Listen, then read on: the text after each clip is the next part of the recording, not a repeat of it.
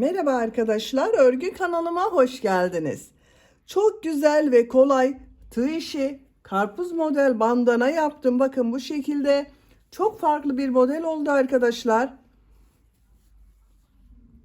Bu yıl bandanalar çok moda. Ben de bunu ilk defa çalıştım. Bakın ilk yaptığım bu modeli sizlerle paylaşmak istedim. Çok farklı oldu bakın arkadaşlar, karpuz modelli. Bu karpuz model bandanaya çekirdek yapmak isterseniz arkadaşlar bakın ara ara bu modeller üzerine siyah renkli iplik ile damla modeller yapabilirsiniz. Ben çekirdek yapmadan bu şekilde kullanmak istiyorum. Bakın kıvırcık görünümlü kabuk bölümü yaptım. Çok güzel oldu. Bandana örgüsüne buradan sihirli halka yaparak başlıyoruz. Tercihinize göre arttırma sıralarını istediğiniz kadar yapabilirsiniz. Hem sıra başında hem sıra sonunda arttırma yapıyoruz. Bu büyüklükte yaptığım bandana arkadaşlar 1 yaş çocuğun başında bakın çok güzel görünür. 6 aylık bebek başında da güzel olur. 1, 2, 3, 4, 5 yaş, 6 yaş her yaş çocuklarınızda kullanabilirsiniz. 6 yaşından büyük çocuklar için yapmak istiyorsanız bu arttırma sırasını bir sıra fazla yapabilirsiniz. 2 sıra fazla yaparak yetişkinler için yapabilirsiniz. Daha küçük yapmak istiyorsanız 3 aylık bebek için yapmak istiyorsanız bu arttırma sırasını 2 sıra eksik yaparsanız daha küçük ölçüde olur. Bandana örgüsünde iplik olarak bakın karpuz yaptığım için kırmızı renkli iplik kullandım. Bu kabuk bölümünde bakın beyaz renkli iplik kullandım.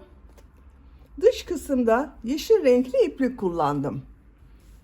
Ben bugün bu renk iplikler kullandım. Karpuz modeli yaptım. Siz tercihinize göre bu bandana örgüsünde farklı renkli iplikler kullanabilirsiniz arkadaşlar.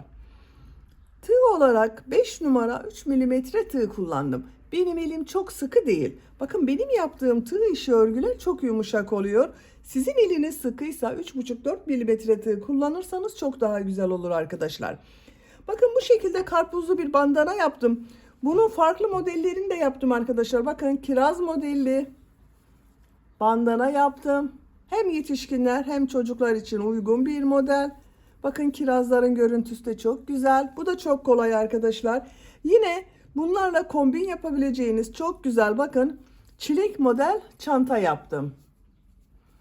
Ben bu bandana ve çanta anlatımını yaptım. YouTube kanalıma yükledim. Siz de bunun gibi farklı modellerde yapmak isterseniz bunların olduğu YouTube linkini izlediğiniz bu videonun açıklama bölümüne ekliyorum. Siz o link üzerine tıklarsanız bunlar gibi farklı modellerde de saç bandana ve çanta yapabilirsiniz. Biz bugün hem kolay hem de güzel bu karpuz model saç bandanayı yapacağız arkadaşlar. İplik tığı hazırlayalım. Hep birlikte bu kolay ve güzel bandana örgüsüne başlayalım. Örgü kanalıma abone değilseniz abone olmayı unutmayın lütfen. İzlediğiniz videolarıma beğeni ve yorumlarınızı da yaparsanız çok sevinirim arkadaşlar. Hepinize kolay gelsin. İyi çalışmalar.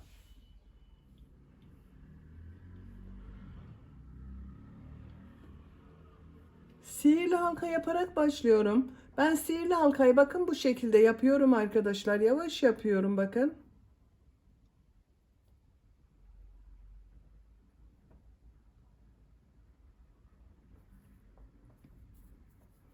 Zincir yaptım, sağlamlaştırdım. 4 zincir yapıyorum. Tığ üzerine iplik alıyorum. Buraya 3 trabzan yapıyorum.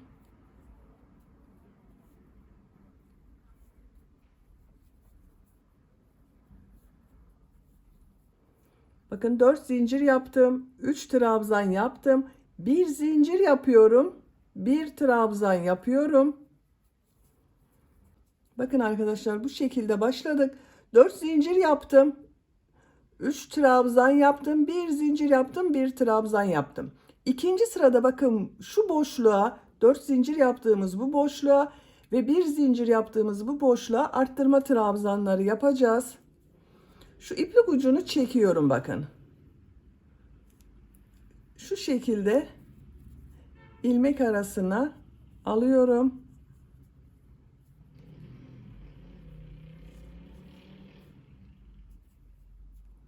Dört zincir yapıyorum.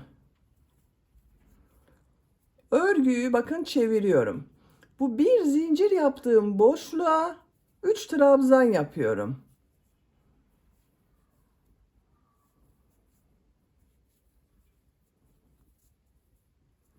Bir zincir yapıyorum. Bu 3 ilmeği atlıyorum.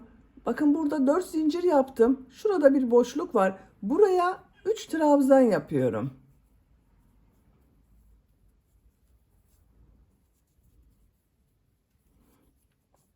Üç trabzan yaptım. Bir zincir yapıyorum. Bir trabzan yapıyorum. 4 zincir yapıyorum. Örgüyü çeviriyorum. Bu bir zincir yaptığım boşluğa 3 trabzan yapıyorum.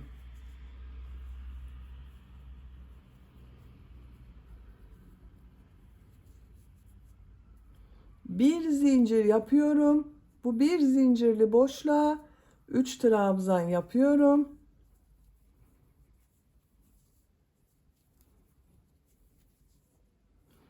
Bir zincir yapıyorum. Bakın burada 4 zincir yaparak dönüş yaptım. Bir boşluk oluştu arkadaşlar. Buraya 3 trabzan yapıyorum.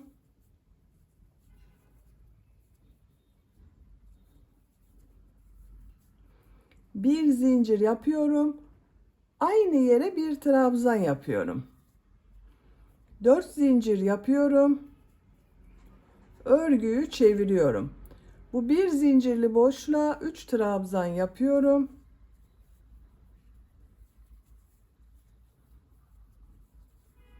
Bir zincir, 3 trabzan.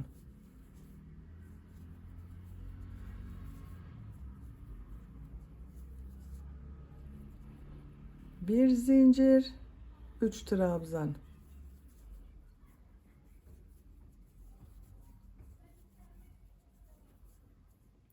Bir zincir yapıyorum. 3 trabzan yapıyorum sıra sonunda. Bakın sıra sonunda 3 trabzandan sonra bir zincir yapıyorum. Bir trabzan daha yapıyorum. Aslında sıra başında da aynı oluyor arkadaşlar. Bakın 4 zincir yaparak burada bir boşluk oluşturuyoruz. Bu bir trabzan oluyor. Burada bulunan boşlukta bir zincirli olan boşluk. 4 zincir yapıyorum. Örgüyü çeviriyorum. Bakın buraya 3 trabzan yapıyorum.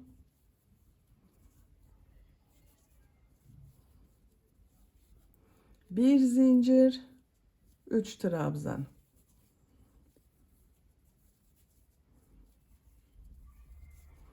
Bir zincir, 3 trabzan.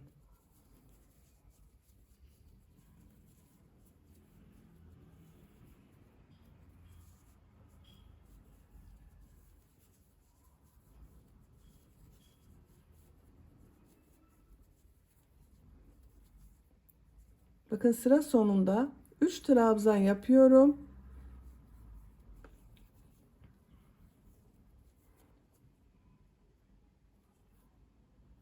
Bir zincir yapıyorum, bir trabzan yapıyorum. Bakın bu şekilde.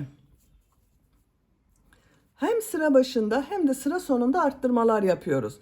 Bu sıra başında 4 zincir yaptığımız boşluğa arttırma trabzanı yapıyoruz. Bakın sıra sonunda da bir zincir, bir trabzan yaptım. Bu bir zincirli boşluğa dönüşte arttırma trabzanları yapıyoruz. Bakın görüntüsü bu şekilde oluyor. Tercihinize göre bu arttırma sırasını tekrarlayarak devam edelim. Arttırmalar yaparak yapacağım ölçüye kadar tamamladım. Kaç sıra yaptığımı sayıyorum. 2, 4, 6, 8, 10, 12, 14, 16, 18, 20, 21 sıra yaptım arkadaşlar. Bu yükseklikte oldu. Ölçüyorum kaç santimetre olduğunu. Bakın yüksekliğini ölçüyorum. 19 santimetre. Bu şekilde bakın genişliğini ölçüyorum.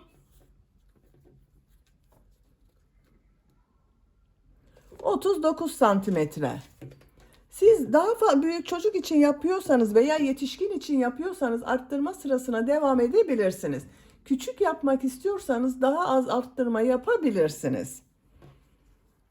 Şimdi buraya bir ip kordon yapıyorum ben. İp kordon yapmak için zincirler yapıyorum. Çok sıkı olmayan zincirler yapıyorum. 40 zincir yapalım. İp kordon için 40 zincir yaptım. Bakın çok sıkı zincirler yapmadım.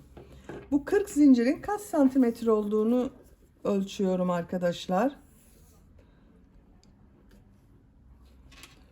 17 santimetre zincir uzunluğu var. Siz tercihinize göre daha fazla veya daha az zincir yapabilirsiniz. Şimdi bu zincirler üzerine ilmek kaydırma yapıyorum. Bakın bu bir ilmeği atlıyorum. İlmek kaydırma yapıyorum. Her zincire ilmek kaydırma yapıyorum. İlmek kaydırma sırası yapıyoruz.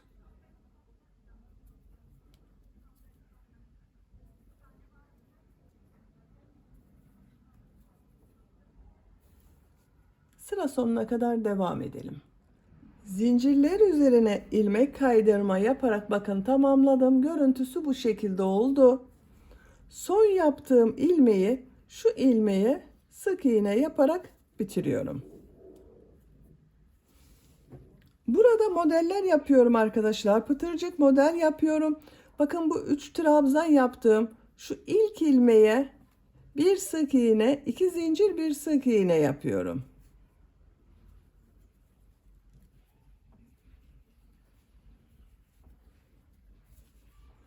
Bir ilmeği atlıyorum. Bu ilmeğe bir sık iğne, 2 zincir, bir sık iğne yapıyorum. Bakın burada bir zincir var arada. Bu bir ilmeği atlıyorum. Bu ilmeğe bir sık iğne, 2 zincir, bir sık iğne yapıyorum. Bir ilmek atlıyorum. Bir sık iğne, 2 zincir, bir sık iğne, bir ilmek atlıyorum. Bir sık iğne, 2 zincir, bir sık iğne yapıyorum. Bakın bu şekilde minik pıtırcık modeller oluyor. Sıra sonuna kadar devam edelim. Buraya da ip kordon yapacağız. Sıra sonuna kadar pıtırcık model yaptım. Bakın görüntüsü bu şekilde oldu. Son yaptığım pıtırcık modeli bu ilmeğe bakın sık iğne yaparak bitiriyorum arkadaşlar. Şimdi burada yaptığımız gibi ip kordon yapacağız. Bu ip kordonu kaç zincir yaptıysanız buraya da aynı sayıda zincir yapıyoruz. Ben 40 zincir yaptım. 40 zincir yapıyorum. 40 zincir yaptım. Bir ilmek atlıyorum. İlmek kaydırma yapıyorum.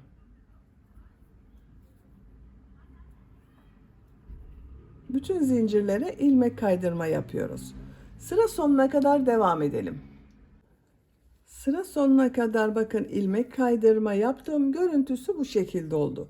Son yaptığım ilmeği şu ilmeğe bakın sık iğne yaparak birleştiriyorum.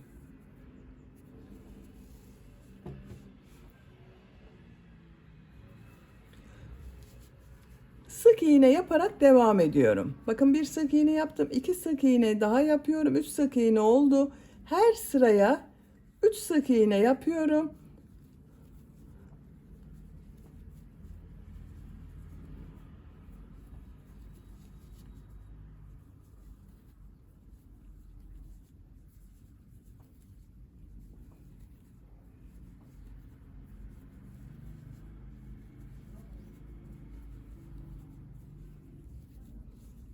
Bakın bu şekilde arkadaşlar. Buraya kadar devam edelim. Buraya kadar sık iğne yaptım. Bakın ilk başladığımızda sihirli halka yaptığım şurada bakın bir ilmek var. Bu ilmek içine 3 sık iğne yapıyorum.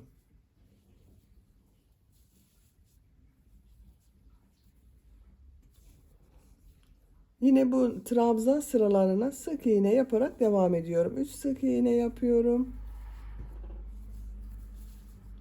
3 sık iğne yapıyorum.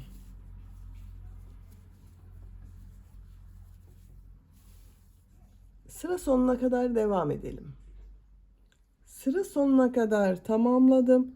Bu ilmek ile ilmek kaydırma yaparak birleştiriyorum. İpliği kesiyorum. Bakın arkadaşlar bu şekilde oldu. Şimdi karpuz bölümünün beyaz renkli kısmını yapıyoruz.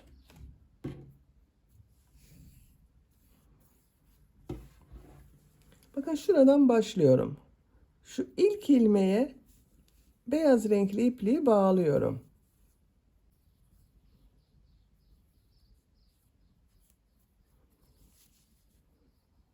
Buradan ilmek yapıyorum. Tığ üzerine iplik alıyorum. Şu ilk ilmeğe bir trabzan yapıyorum. Tığ üzerine 2 defa iplik doluyorum. Aynı ilmeğe üçlü trabzan yapıyorum. Tığ üzerine 2 defa iplik doluyorum. Bu ilmek içine 3 üçlü trabzan yapıyorum.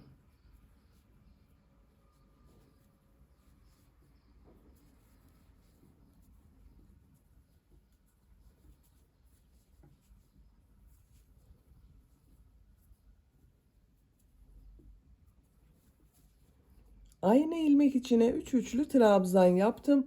Bu ilmeğe bir üçlü trabzan yapıyorum.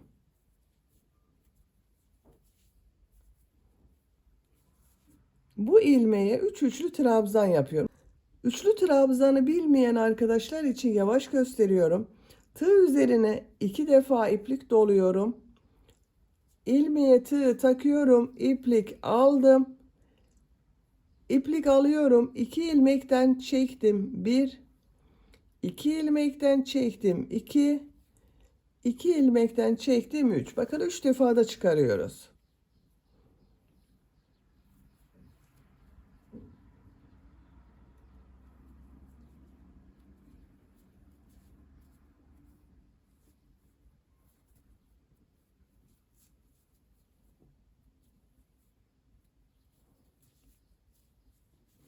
Bu ilmeğe bir üçlü trabzan yapıyorum. 3 üçlü trabzan yapıyorum.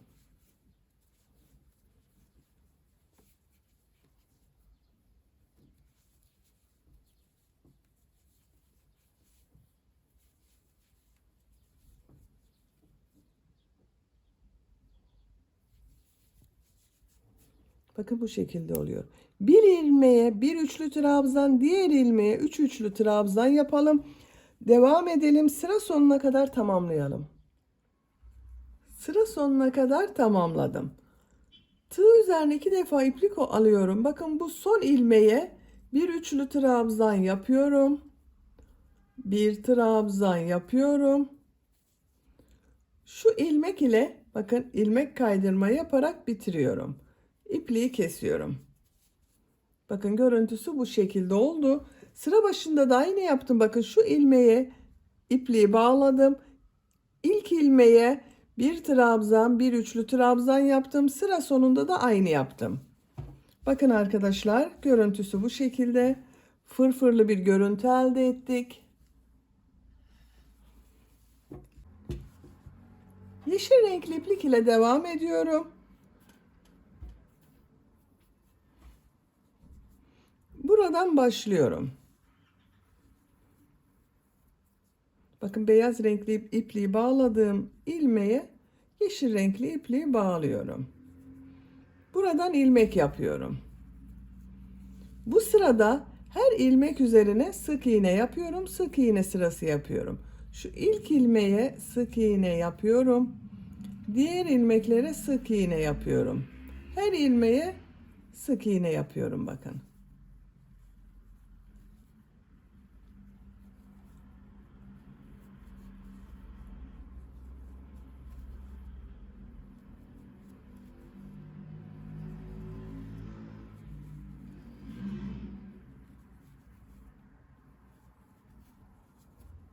Görüntüsü bu şekilde oluyor.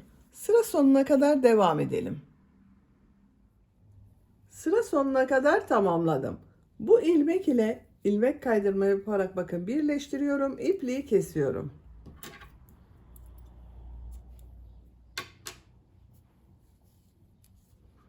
Bakın arkadaşlar, bandanayı bitirdim.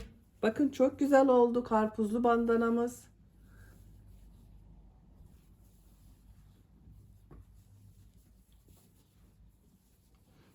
Bu şekilde de kullanabilirsiniz. Veya bakın bu yaptığımız modelleri ara ara siyah renkli iplik ile çekirdek yapabilirsiniz. Ben çekirdek yapmadan bu şekilde kullanıyorum. Bakın çok güzel oldu. Ölçülerini söylüyorum.